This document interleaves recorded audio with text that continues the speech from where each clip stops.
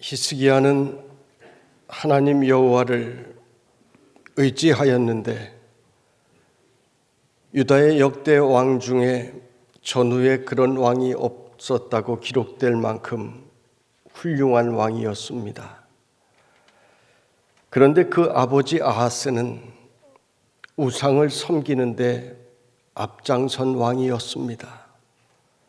바알신을 섬기고 자녀를 불 가운데로 지나가게 하여 불태워 죽이는 우상 섬기는 자들의 악한 일을 행했습니다. 에돔과 블레셋 사람들이 유다를 공격하여 백성들을 사로잡아갔음에도 불구하고 깨닫지 못하고 계속해서 우상을 섬기는 악한 행위를 저질렀습니다. 성전의 기물을 다 치우고 제사장들에게 명하기를 그곳에 우상의 제단을 만들게 했습니다. 그곳에서 성전에서 우상에게 제사를 지냈습니다. 당시는 아모스나 호세아, 이사야 선지자 같은 최고의 선지자들이 그 시대에 있었음에도 불구하고 선지자들의 말을 듣지 않았습니다. 오히려 우상 숭배자들의 조언을 듣고 나라가 어려움의 시기에 빠질 때 더욱더 우상에 깊이 빠져들어갔습니다. 이사야 선지자가 이야기할 때 아모스 왕은 나는 하나님께 기도하지 않겠다고까지 했습니다. 그래서 망하는 길로 갔습니다. 그런데 그 아들 히스기야는 달랐습니다. 그 이유는 히스기야의 어머니가 신앙의 어머니였기 때문입니다. 히스기야의 어머니 아비야는 그 유명한 제사장 스가랴의 딸입니다. 아비야는 히스기야를 믿음으로 키웠습니다. 한 가정의 아버지 혹은 어머니 한 사람이 잘못되어도 다른 한 사람이 믿음에 굳게 서 있으면 그 자녀를 믿음으로 잘 양육할 수가 있습니다. 특히 자녀 교육은 어머니의 신앙이 굉장히 중요합니다. 역사에 보면 위대한 인물들의 배경에는 위대한 믿음의 어머니들이 대개 있습니다. 디모데의 어머니 유니게, 요한 웨슬레의 어머니 수산나, 어거스틴의 어머니 모니카, 링컨 대통령의 어머니 낸시 등 정말로 어려운 상황 속에서도 굴하지 않고 자녀에게 믿음을 심어주고 위대한 자녀들로 만들어냈습니다. 이들뿐 아니라 우리 모두가 사실은 어머니의 헌신적인 사랑과 희생 때문에 오늘 이 자리까지 살아올 수 있었음을 우리는 부인할 수가 없습니다. 그런 면에서 유태인들은 굉장히 현명합니다. 유태인들은 혈통을 아버지 중심이 아니라 어머니 중심으로 인정을 합니다.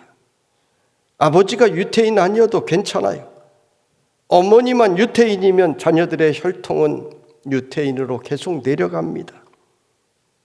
그 이유는 자녀들이 여호와 하나님을 섬기는 그 신앙 교육이 바로 어머니의 손에 달려 있음을 유태인들은 알고 있었기 때문입니다. 아버지도 중요하고 어머니도 다 중요하지만 자녀들의 신앙생활에 있어서 어머니의 역할이 아주 중요합니다.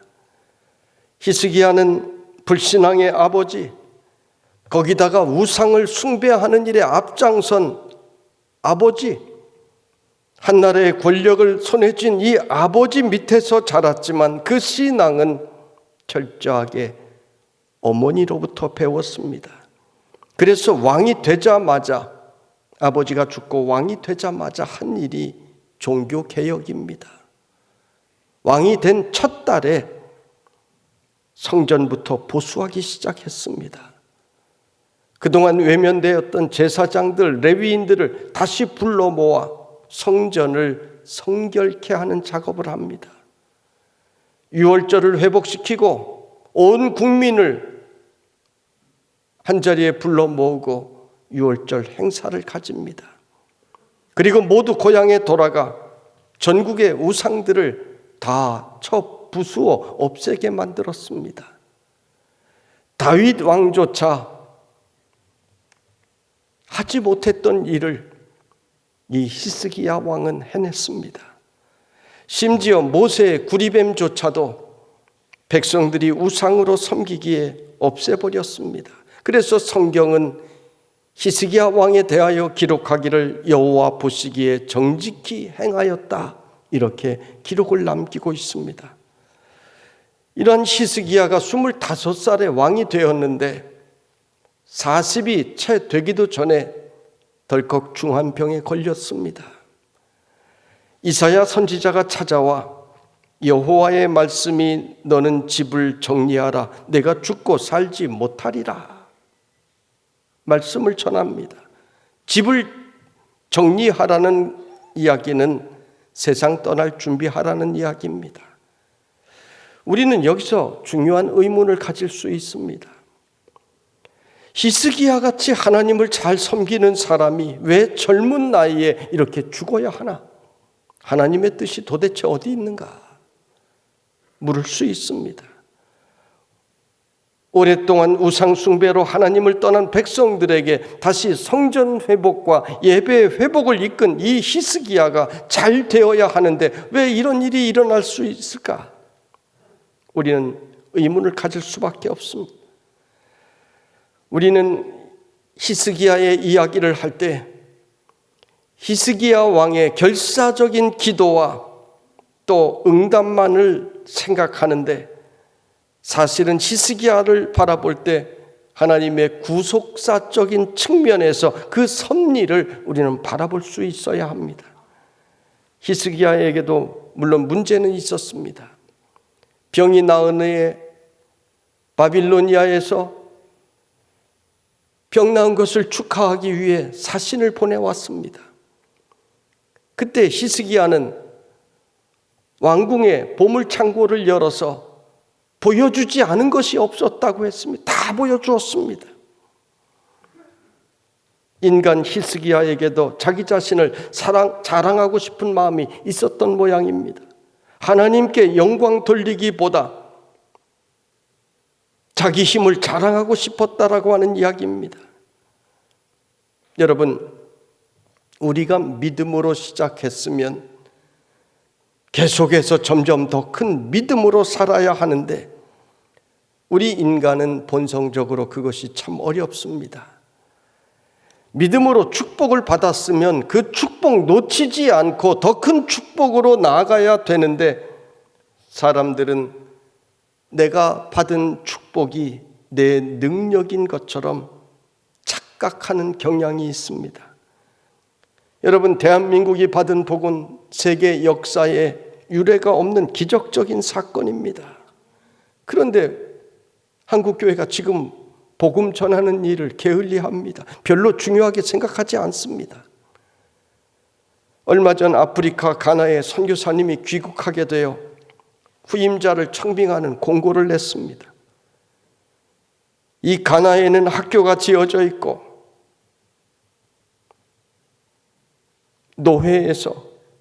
우리 노회에서 선교비도 생활비도 지급합니다. 보안이 잘 되어 있는, 경비가 있는 집도 있고 승용차도 있습니다. 여러 교회에서 후원합니다. 신문에 광고를 냈는데 놀랍게도 단 한 사람의 지원자가 없는 것입니다. 불과 얼마 전만 해도 빈손 들고 선교사로 가겠다고 자기 자신을 던지던 크리스찬들이 이 땅에 많았는데, 신학생들이 많았는데 우리나라도 벌써 지금 이렇게 변한 것입니다. 여러분, 우리는 잘 변해야 되는 것입니다. 믿음으로 시작했으면 믿음이 점점 더 자라가야 되는 것입니다. 그래야 그 나라가 영원한 것입니다. 하나님 나라는 내가 안 한다고 해서 거기서 끝나는 것이 아닙니다. 하나님은 다른 방법으로 복음을 이루어 나갔습니다. 촛대를 옮기시는 하나님이십니다. 지금 기독교가 전 세계적으로 줄어들고 있습니까? 아닙니다. 기독교는 지금 폭발적으로 성장하고 있습니다.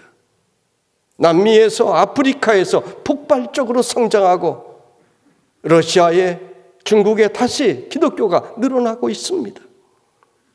2050년에는 30억이 기독교 인구가 될 것이라고 학자들은 추측하고 있습니다. 그런데 소위 지금 잘 사는 유럽의 나라들은 이제는 하나님을 잘 믿지 않습니다. 잘 살게 되니까 이들이 잘못 변한 것입니다. 성도 여러분, 우리는 예수 믿는 기간이 많아지면 많아질수록 하나님을 더 의지하고 더 잘 믿는, 잘 변하는 성도들이 되시기를 주님의 이름으로 축원합니다. 하나님께서는 무엇인가 히스기야의 문제점을 고치기를 원하셨습니다.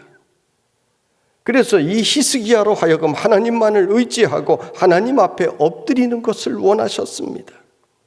바로 이전에도 강대국 아시리아가 유다에 쳐들어왔을 때 유다는 국군이 풍전등화 같았습니다. 방법이 없었습니다.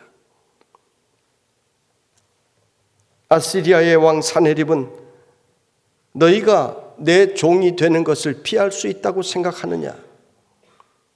지금까지 내 손에 정복되지 않은 나라는 하나도 없다. 어느 신도 내 손에서 그 나라를 구한 신은 없다. 협박하며 항복을 요구해 왔습니다. 조공을 요구했습니다. 이때도 히스기야는 사네립의 항복을 요구하는 그 협박 편지를 들고 성전에 올라갑니다. 그래서 성전 보좌 앞에 이 편지를 펼쳐놓고 하나님 이 편지를 보옵소서 하면서 기도했습니다. 그 결과 사네립의 군사 18만 5천 명이 전염병에 걸려 죽었고 사네립은 다시 고국으로 돌아갔고 가자마자 두 아들에게 암살을 당했습니다. 히스기야에게 위기를 주시는 것은 하나님을 온전히 의지하라는 것입니다. 그래서 히스기야에게 시험을 주셔서 이 히스기야의 믿음을 강하게 만드십니다. 그것은 히스기야가 믿음으로 자라서 아버지의 우상을 따르지 아니하고 사람들 두려워하지 아니하고 우상을 척결하고 성전을 회복시킨 그 모습을 하나님께서 귀하게 보셨기 때문입니다. 그래서 우리는 히스기야의 이야기를 구속사적인 측면에서 하나님께서 히스기야를 섭리하는 관점에서 바라보아야 된다는 것입니다. 믿음의 사람들이 어려움을 당하는 것은 다 문제가 있어서 그런 것은 아닙니다. 하나님께로 더 가까이 나아오라는 사인입니다. 하나님을 의지해야 잘 살 수 있다는 사인입니다. 히스기야는 기도의 능력을 체험한 왕입니다. 그래서 오늘도 중병에 걸려 죽게 되었을 때 그는 내 병의 문제를 해결해 주실 분은 오직 하나님밖에 없다는 믿음으로 즉시 면벽 기도를 시작합니다.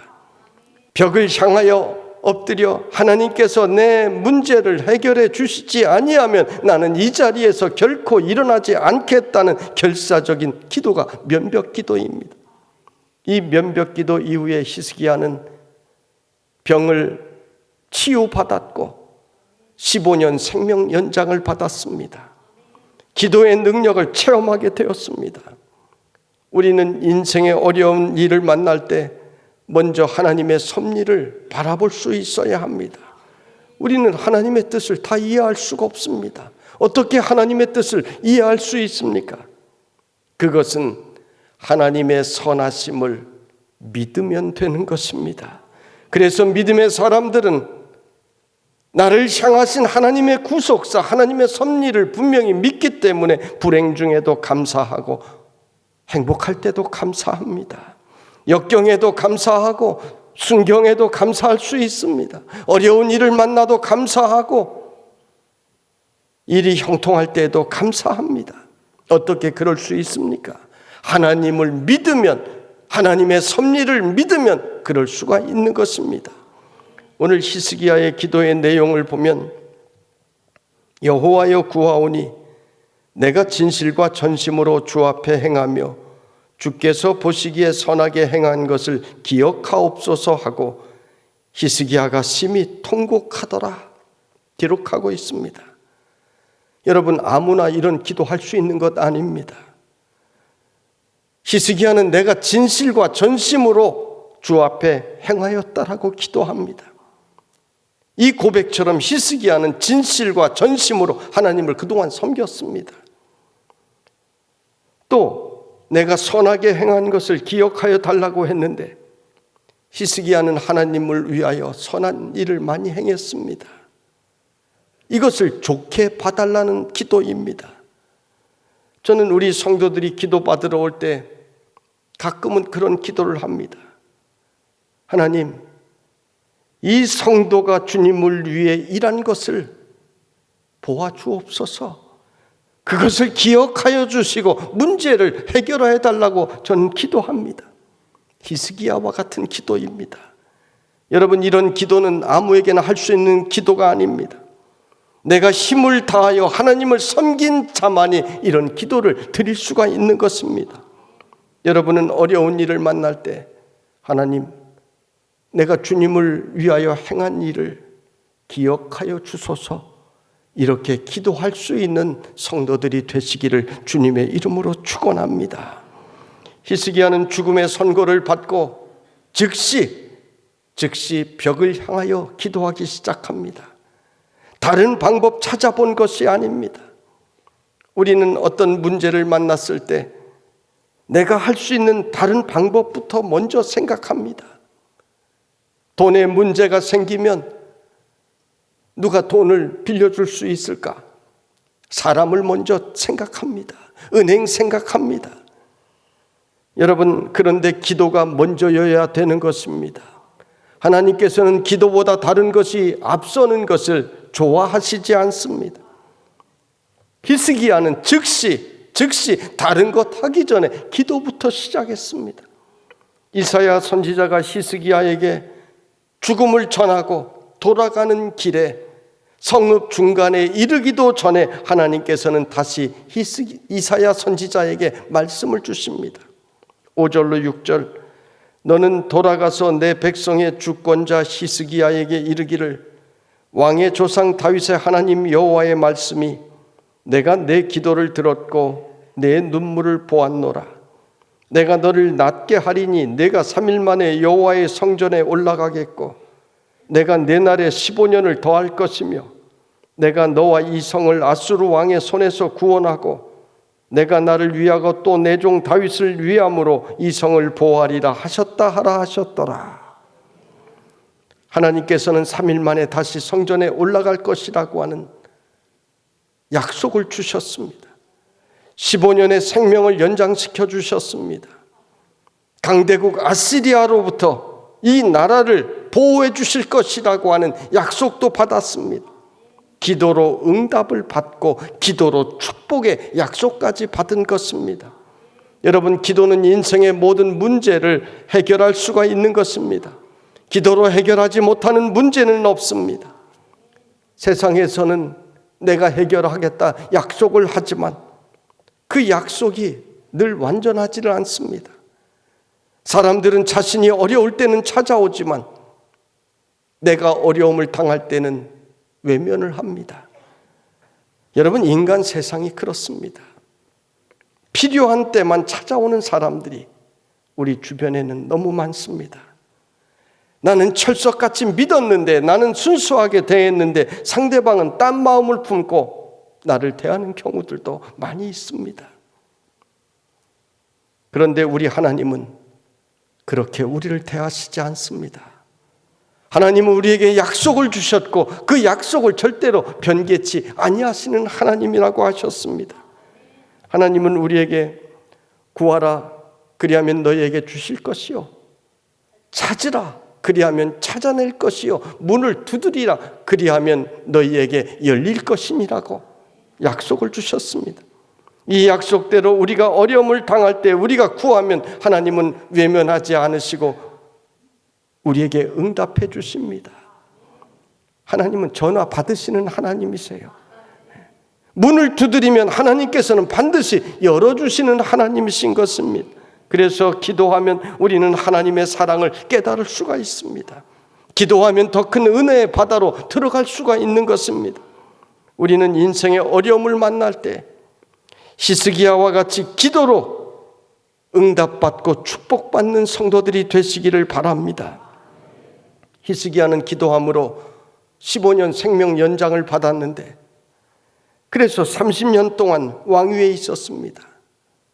당시 강대국들이 주변에 많았는데 유다 나라와 같이 약한 나라에서 30년 동안 한 왕이 통치했다는 것, 하나님께서 약속하신 대로 이 나라를 지켜주겠다, 그 약속이 이루어진 것입니다. 히스기야는 죽을 인생이었는데 15년을 더 살게 되었습니다. 덤으로 받은 인생입니다. 히스기야는 어려운 일이 있을 때마다, 결정을 해야 될 때마다, 그렇지, 지금 내가 사는 인생은 덤으로 사는 인생이지, 이렇게 마음을 다시 한번 고쳐먹었을 것입니다. 암 같은 중병으로 수술하시고 항암에 성공하고 사시는 분들, 또는 큰 사고에서 살아난 분들, 죽을 병에서 살아나신 분들이 하는 이야기 들어보면 많은 사람들이 나는 덤으로 살고 있다고 이야기를 합니다. 여러분, 덤이라고 하는 것은 원래 내 몫이 아닙니다. 거저받은 것이 덤입니다. 우리 교인 중에도 암 말기로 병원에서 사형 선고 받았다가 며칠 못 산다고 준비하라고 하는 선고를 받았는데 기적적으로 건강을 되찾게 된 분이 있습니다. 암이 사라졌습니다. 이분이, 목사님, 저는 덤으로 사는 인생입니다. 남은 인생 하나님 위하여 살겠습니다. 저에게 와서 그런 이야기를 했습니다. 덤으로 사는 인생은 이전과는 다르게 살아야 합니다. 감사함으로 살아야 하고 하나님의 영광을 위하여 살아야 합니다. 덤으로 받은 인생이기 때문입니다. 사실은 우리가 덤으로 사는 인생입니다. 우리는 모두가 죄로 말미암아 죽을 인생이었는데 하나님께서 우리를 자녀로 삼아 주셨고 우리에게 새 생명을 모두 주셨으니 우리가 덤으로 사는 나그네 인생길인 것입니다. 덤으로 산다는 생각을 하고 살아가는 사람은 신앙생활에 절대로 실패하지 않습니다. 그러므로 우리는 덤으로 받은 이 인생을 하루하루 감사하면서 뜻깊게 살아가는 성도들이 될 수 있기를 바랍니다.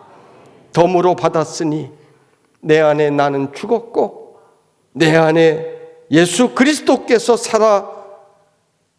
사시는 인생이 되시기를 주님의 이름으로 축원합니다.